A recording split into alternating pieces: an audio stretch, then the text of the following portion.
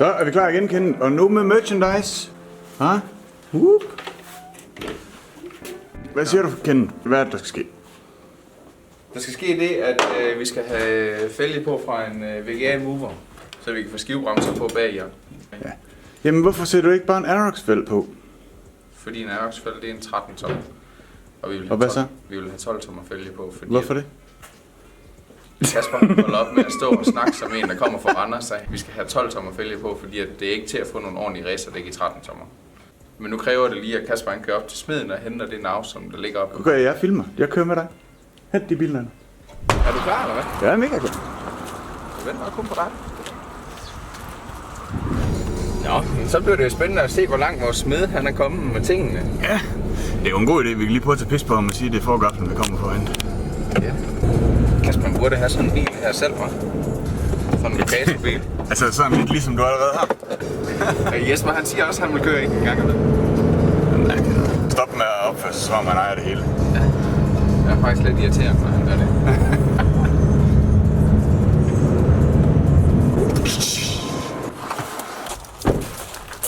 Hej. Så er vi klar til forgaflen. Er du klar? Nej. Hvad? Det er det sgu ikke. Vi kommer egentlig for at hente, om vi må låne navn. Må vi låne det? Ja. Han er ikke lige at regne med. Så. Tak. Værsgo. Så kommer jeg med det igen til dig. Ja. På mandag. Ja. Så glæder vi os til at få det. Det bliver bare spidt. Det bliver godt. Ja, det gør det. Forgaflen går. Den så god. Den bliver rigtig god. Nu har du sendt billeder, han lukker. Jeg skulle lige gøre den. Kar. Jeg har faktisk overvejet det i venstre hånd. Jeg kan kigge på dig, hvem jeg skal da. Jeg kan vide, hvem der egentlig har bestemt, hvad for en figur, der skulle være. Det er ren tilfældighed, hvordan vi stod dengang Nikolaj han tog vores Det vil jeg allerførste thumbnail. Det vil jeg det jeg kan jo ikke lade dig spejlvende, så står der jo speedline den forkerte vej på trøjen. Jo, så skal jeg bare give dig min krop, men så er det stadig nemt op eller noget. Nej, det står bare lidt på lade der med. Vi skal have fælge på fra en VGA mover.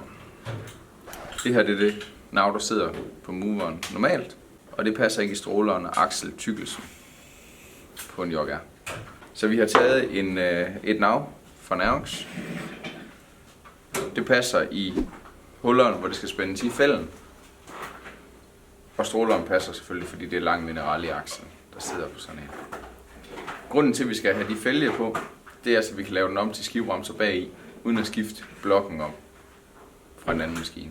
Og så vi kan holde den i 12 tommer, i stedet for 13 tommer. Hvordan gør du det? Fordi der er jo ikke... hvordan sætter du kaliberen på?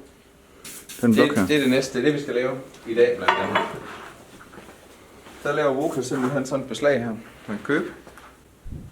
Nice. Ja. Og det skal sættes på hernede. Bum bum. Og så skal kaliberen sættes på her.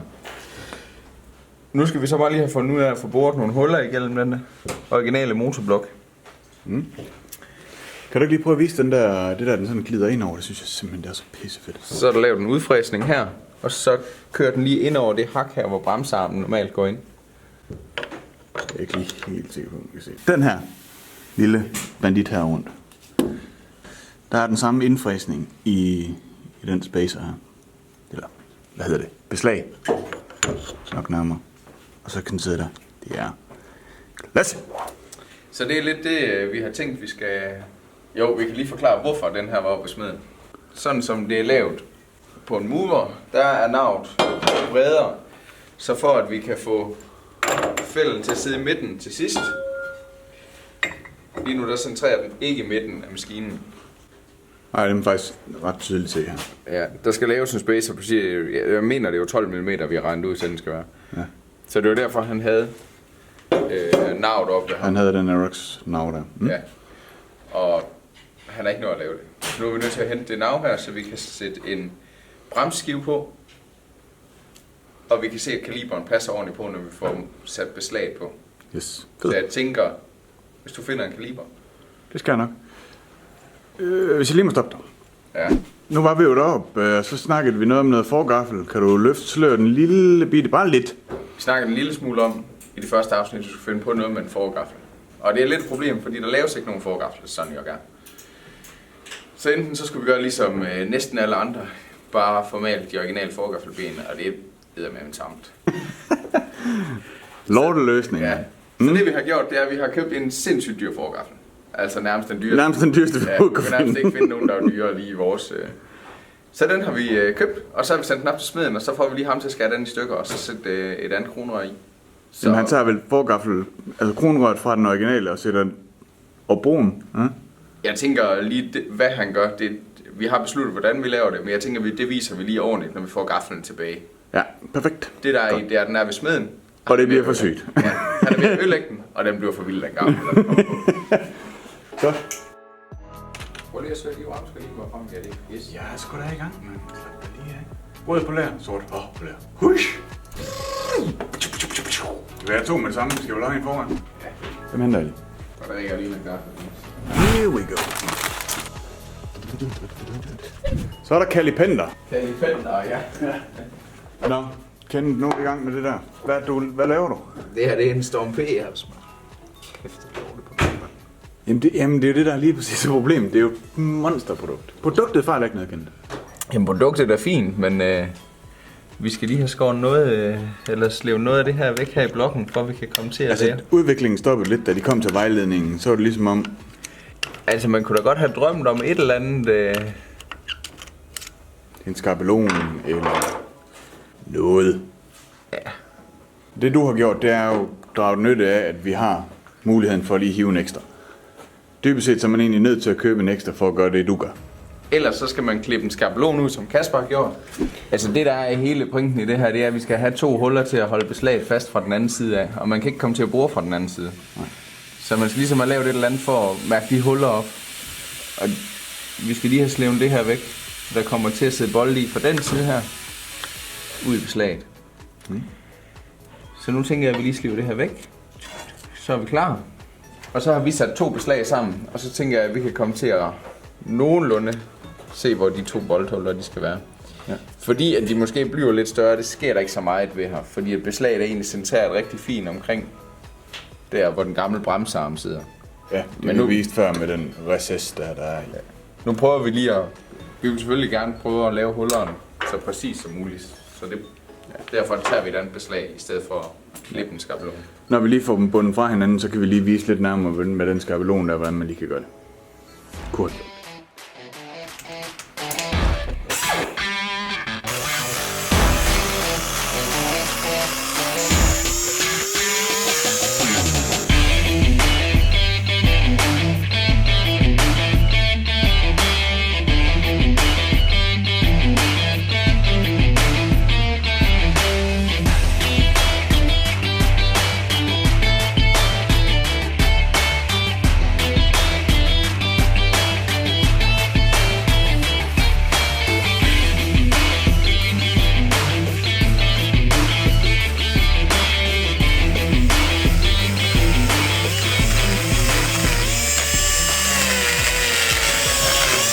Så, nu er det godt. Nå, kan du sætte den der i din holder? Ja. Det er fint. Kom. Det er rigtigt.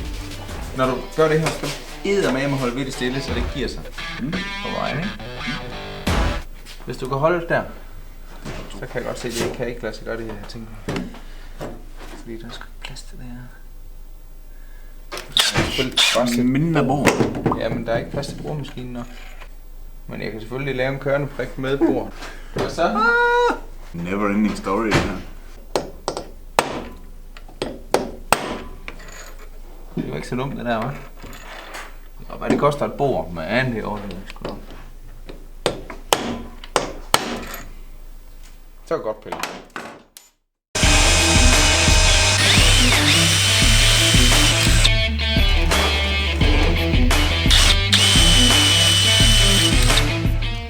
Kom nok til at lige fræse lidt mere hernede.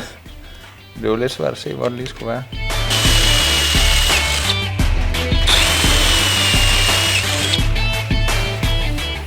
Som ikke andet, så er der i hvert fald hullerne. Så er det godt, at det passer.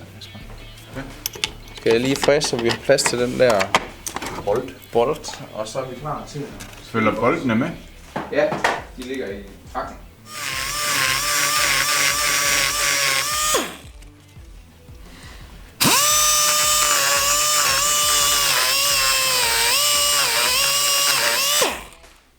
Ja.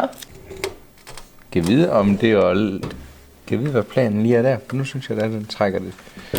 Nej, den trækker det nok bare fint. Jeg tror, alt er godt. Efter det sidder fedt, mand. Ja.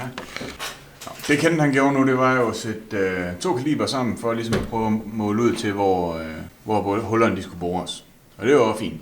Har man nu ikke haft den ekstra kaliber, Kenneth, hvad gør man så? Eller undskyld, den ekstra adapter. Altså, det er jo lidt svært lige at bore 2 huller herom på den side her. Bare på slum ud fra det andet ham. Så du klippede jo den her. Og jeg ved ikke, det er jo altså heller ikke særlig nemt at holde den op her. Men så har man da et eller andet, hvor man ligesom kan prøve, hvis man er 2. Men det er ikke særlig nemt at lave de huller fra den anden side her. Det kan godt være et andet materiale, en træklods eller noget, du har gjort det bedre. Ja, men, altså, det er jo et spørgsmål om, hvor meget tid man vil stå og bruge på at gøre det. Men det er jo rigtig synd at få boret de huller forkert, fordi så er det... Kan man sige, så kan den kun fixere sig ved den bane, der den har bagpå. Det er jo ikke så... Det er i hvert fald sjovere, at det sidder rigtigt for sig. Ja, og det gør vores nu, og det er bare blæret. Vi skal have fundet en bremseskive, Kasper. Hvad var det, vi snakkede om? Var det noget på linje? Jamen, den mindste på linje, jeg har, det er 190. Jamen, det må være den tilbage i, så. Vi er lige på henten og se, hvordan det er. Men er det den rigtige type? Fedt, ikke? Bum. Hvad med bolden, jeg bad om? Fuck! Den er fed, den skal. Nå, kende der for... Gud ved, hvilken gang udvandret.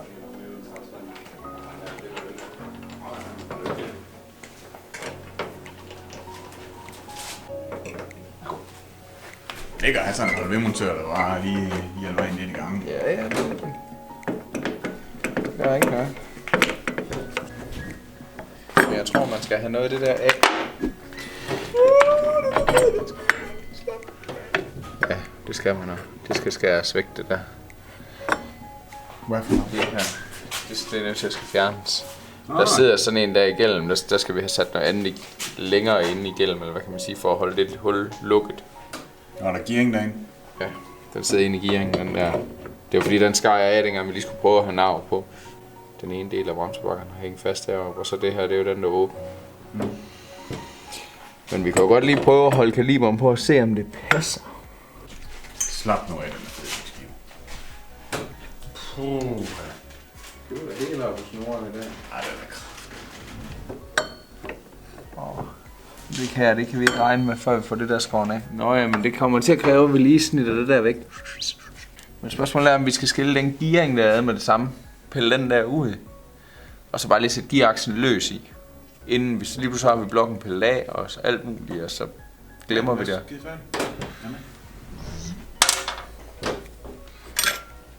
Sådan en lang mineralmotor her. Der sidder en aftrapningsskrue lige her. Den originale, det er en 13'er. Så løsner man den, og så løber gearolien ud. Når det er løbet af, alt olien, sætter man proppen i igen. Med en ny skive på, pakningsskive. Så skal der 110 ml olie i. Det er 80-90, man plejer at fylde på dem her. Til det. Ja. Kalk til det. Og det fylder man i, piller proppen af og fylder i her. Sætter det på igen proppen, så er man klar igen til 5.000 km. 3 eller 5.000, alt efter hvordan scooteren skal til service. Ikke? Ja.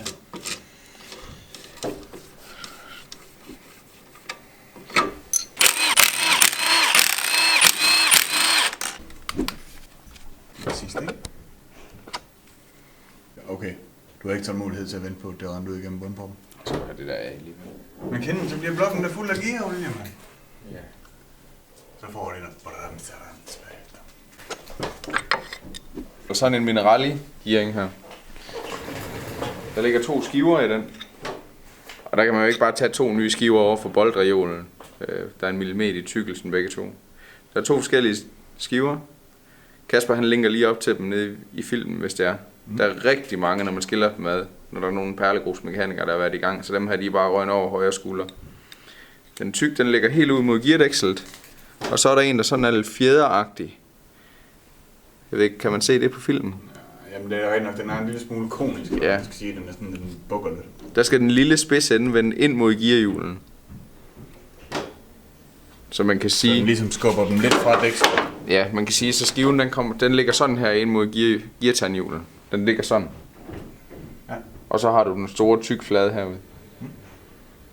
8 ud af 10, der mangler de skiver der.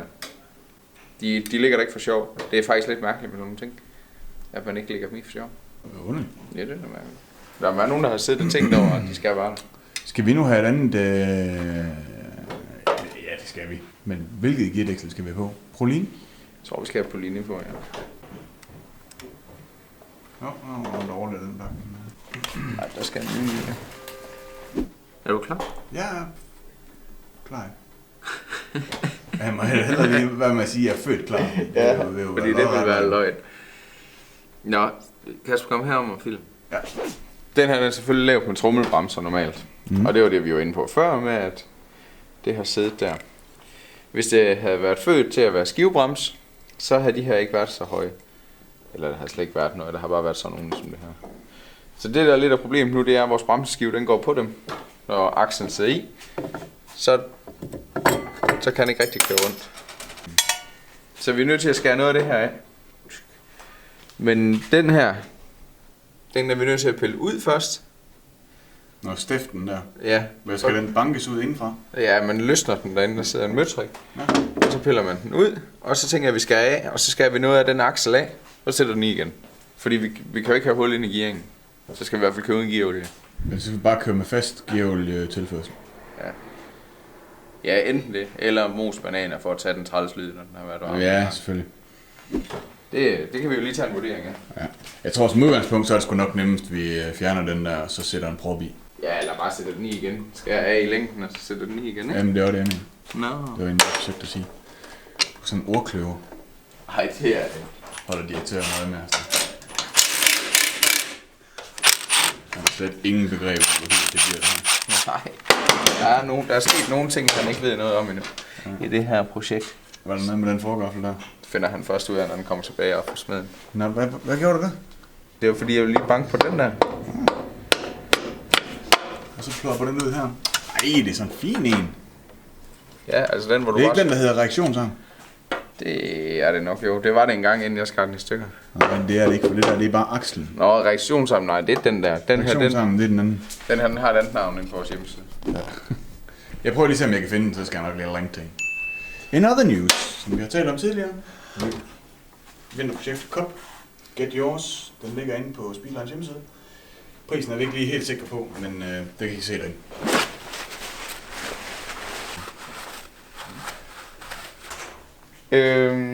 Så må vi hellere skære noget af det der her.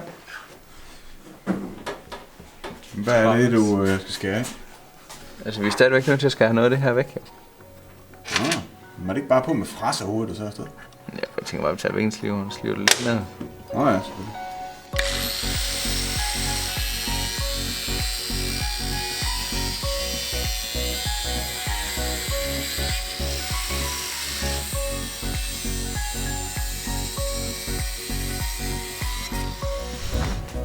Er det lækker?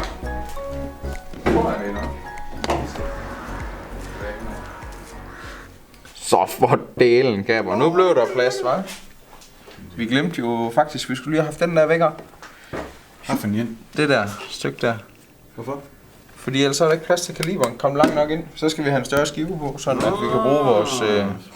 fordi den går på der. Få med fræseværktøjet. Jeg kan faktisk godt se, at man skal faktisk lave lidt om, hva'? Nej, det er ikke noget regn, det der. Nå. Men det er det ikke, det havde jeg kunne gøre.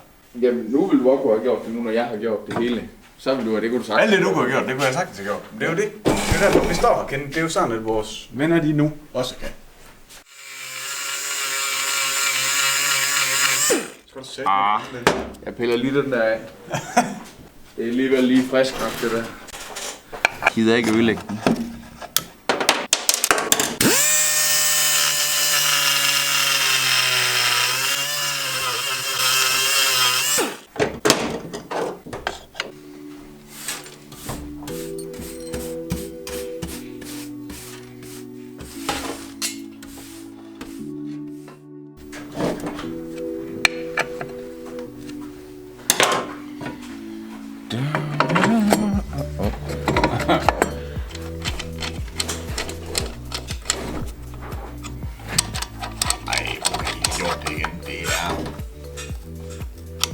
kan ikke få lige det der. Monster. Det passer 100, det der. Fedt på godt. Og hvor er min fælde så henne? Den står foran.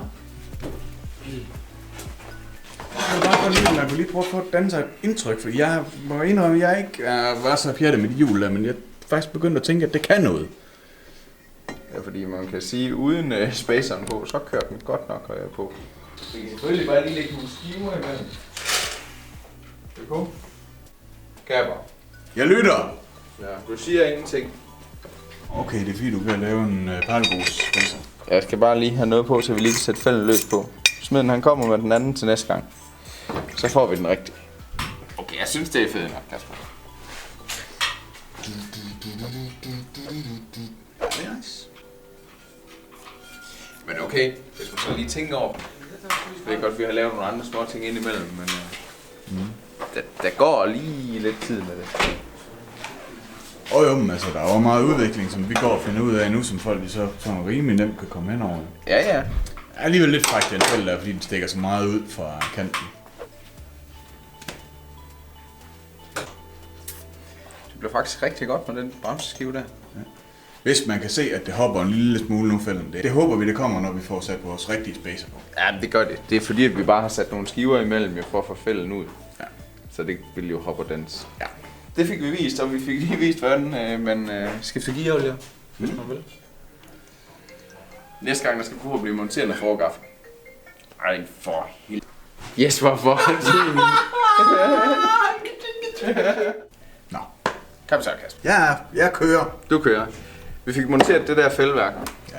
Og vi fik sat kaliberen på. Og vi fik lavet vores huller i blokken. Det var faktisk adapter. det, vi skulle. Ja, det var egentlig det. Det har taget helt af. Det har i hvert fald taget nogle timer, jo.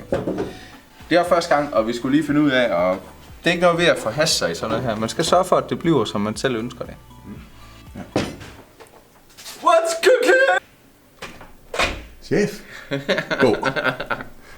Jeg ved det ikke, jeg tror, at jeg kan tåle det fredag i dag. Ellers er det fordi, jeg har flippet siden på din monsterplakat, og så har han set hende den nye. Monsterplakat. Nå, ej, hun er lidt. Hun ser sådan lidt sur ud, hun gør. Hende der.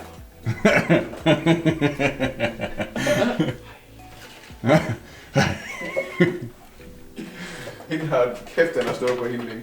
Der skal også ske noget nyt i ens liv en gang imellem. Ja, hun er fint. Næste gang, der tænker jeg, at vi skal lave forgafler. Ja, hvis han er blevet færdig, ham med. Det er han. Det er han. Det er han. Ja. Forhåbentlig også med vores spacer til vores baghjul.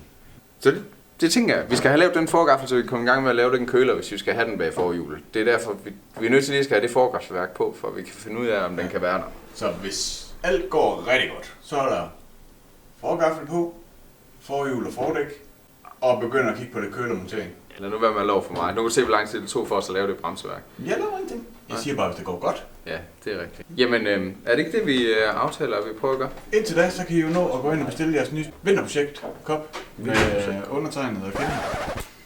Ja. Det er vores Ken Bink. Vi ses næste gang, drenge. Ses. Det går helt galt. Sidste halve time.